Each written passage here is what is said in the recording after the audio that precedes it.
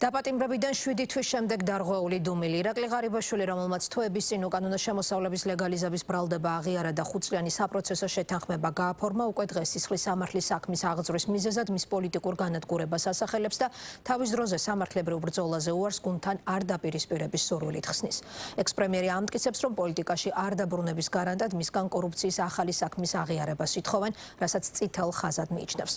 Facebook-ის საკუთარ გვერდზე გამოქვეყნებული შესაბამისი შინაარსის ნაბეჭდი წერილის ავტორად ღარიბაშვილი მამუკა მდინარაძეს აცხადებს, წერილის გაგზავნის დროდ კი ივლისს ასახელებს. პირველისგან განსხვავებით მეორე წერილში ირაკლი ღარიბაშვილს ბიძინა ივანიშვილი აღარ უხსენებია. როგორც ჩანს, საქმეს გაგრძელება ექნება, რადგან ყოფილმა პრემიერ-მინისტრმა ბრძოლის დაწყება დაანონსა. ადვოკატმა კი დღეს თქვა, რომ ორგზის პრემიერი განცხადებებს მომავალშიც გაავრცელებს. უკვე გაკეთებული განცხადებების შინაარსი მით უფრო თვეების წინ აღიარებული ბრალის ფონზე ლოგიკას მოკლებულია მმართველი გუნდისთვის, რომელიც მთავრობის ყოფილი მეთაურის გზავნილებში ხელისუფლების დისკრედიტაციის სურვილს ხედავს. მოდი მე მის მიზნებზე არ ვისაუბრებ. შევიკავებ ამისგან თავს. პატიმრობაში მყოფი კაცია. ეს სახელმწიფო უსაფრთხოების სამსახურის ყოფილი ხელმძღვანელის მამუკა მდინარაძის პირველი პასუხია ქართული ოცნების ხელისუფლების ორგზის პრემიერისა და პარტიის ყოფილი თავმჯდომარის, ახლა უკვე პატიმრობაში მყოფი ირაკლი ღარიბაშვილის ბრალდებებზე. ყოფილმა მაღალჩინოსანმა ორ დღეში ორი მიმართვა გაავრცელა. პირველ მიმართვას წერილი დაურთო და დაწერა, რომ ამ წერილით მას ბიძინა ივანიშვილის სახელით შეუთვალეს ახალი კორუფციული შინაარსის ბრალი ეღიარებინა, როგორც დამატებითი გარანტია, რომ პოლიტიკაში აღარ შემოbrunდებოდა. მეორე გზავნილში აზუსტა, რომ წერილი ივლისის თვეში მამუკა მდინარაძისგან მიიღო, მაშინ როდესაც ის უკვე სამართალდამცა უწყებათა კოორდინაციის საკითხებში სახელმწიფო მინისტრის თანამდებობას იკავებდა. ირაკლი ღარიბაშვილი წერს, რომ კორუფციის წინააღმდეგ დაწყებული ბრძოლის კამპანიის მთავარი მიზანი მისი ციხეში ჩასმა და პოლიტიკური განადგურება იყო. სწორედ კორუფციასთან უკომპრომისო ბრძოლით ხსნის ირაკლი კობახიძის მინისტრთა კაბინეტის წევრი ირაკლი ღარიბაშვილის განცხადებას.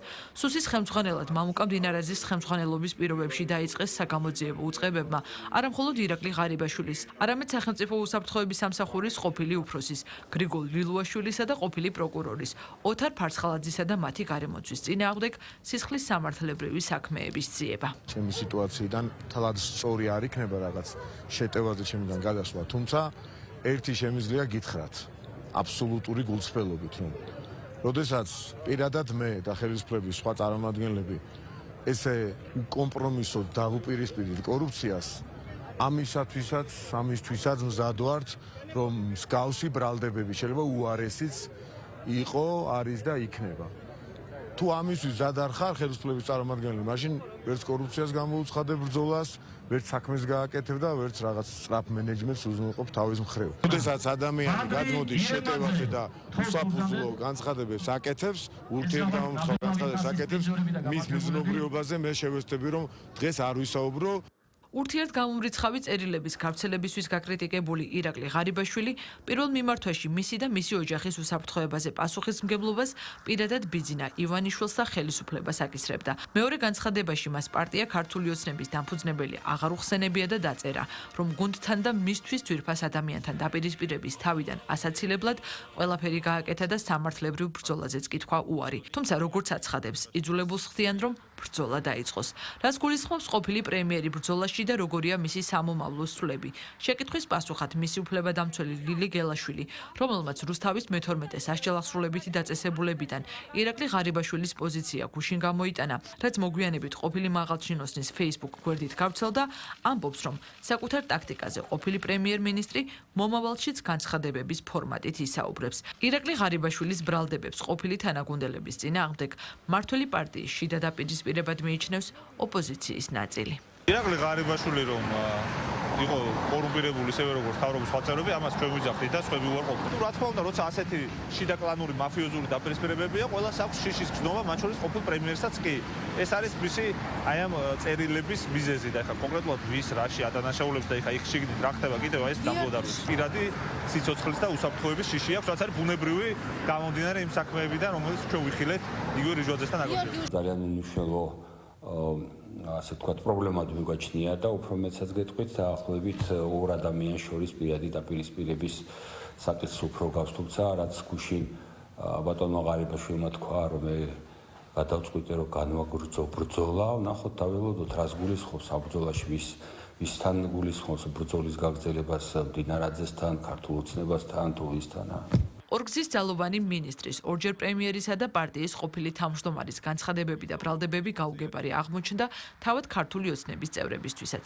საპარლამენტო გუნდი ამბობს, რომ ორ განცხადებაში დასახელებული გზავნილები მათთვის ურთიერთგამომრიცხავია, მიზეზები კი, რაზეც ირაკლი ღარიბაშვილი საუბრობს, გაუგებარი.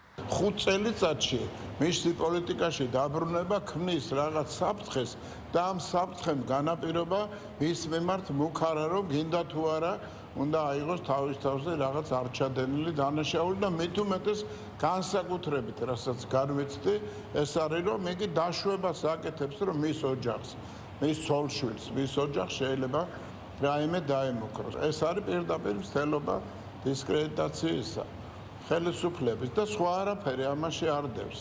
ალოგიკურია ის რაც გამოაქვეყნა და ის რაც მოაყოლა პირველად გამოქვეყნებულ წერილს. გადასულია თვითდაზიანების რეჟიმში, ამას რატომ აკეთებს, არ ვიცი, ეს მას უნდა დაუსვათ კითხვა, საზოგადოებამ კი იცის, რომ ამ წლის დასაწყისში მან თვითონვე აღიარა დანაშაული, კორუფციული დანაშაული, ან საუბრობს ჩვენი პარტიის დამფუძნებელზე, შემდეგ ისაუბრა მამუკამდინარაძეზე, ვერ გაერგვა თვითონვე მინისტრელი გამოუგზავნა. ადამიანი როცა საუბრობს, რომ მან აღიარა დანაშაული, თითქოს მას ეს ყველაფერი არ ჩაუდენია და ეს ყველაფერი გააკეთა იმიტომ რომ არ დაეზიანებინა გუნდი და შემდეგ ამ გუნდის წინააღმდეგ აკეთებს განცხადებებს კიდევ ერთხელ ხალხს უსვამს რომ იგი საერთოდ ასთენილია ლოგიკას და დაზიანებული რეპუტაციის კიდევ უფრო დაზიანებაშია გადასული. ირაკლი ღარიბაშვილის, გრიგოლ ლილუაშვილისა და ოთარ ფარცხალაძის წინააღმდეგ სამართალდამცავმა უწყებებმა საქმეების ძიება გასული წლის ოქტომბრის დასაწყისში დაიწყეს. გამოძიების ფარგლებში გაიჩხრიკა სამივე მაღალჩინოსნისა და მათთან დაახლოებული პირების სახლები და ობიექტები.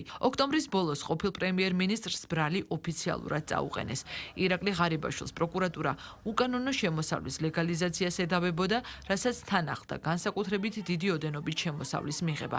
ოფიციალური ინფორმაციით, პრემიერის თანამდებობაზე მყოფმა ირაკლი ღარიბაშვილმა უარი არ თქვა კერძო ბიზნესზე, რაც თანამდებობის პირისთვის შეუთავსებელი საქმიანობა იყო. ამ საქმიანობიდან მიღებული შემოსავლები კი ქონებრივ დეკლარაციაში არ შეიტანა. ყოფილმა მაღალჩინოსანმა თავის დაცვის სამართლებრივ გზაზე უარი განაცხადა. ბრალი აღიარა და პროკურატურასთან საპროცესო შეთანხმება გააფორმა, რაც 5 წლიან პატიმრობას ითვალისწინებს.